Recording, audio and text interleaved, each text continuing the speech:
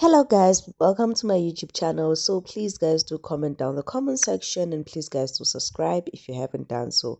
So guys, Uphila Mandligozi just came out of the shell and did it again. So this time around guys, Uphizi Ngomandisa. I remember the last time guys, Uphilani was against Dominic and some things that were happening on TikTok, but then that was then.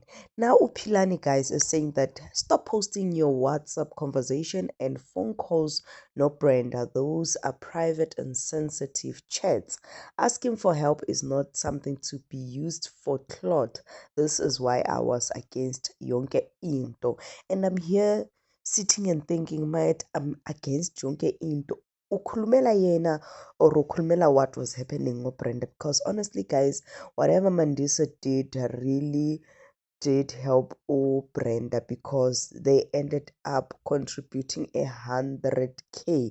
Just imagine how much money is that.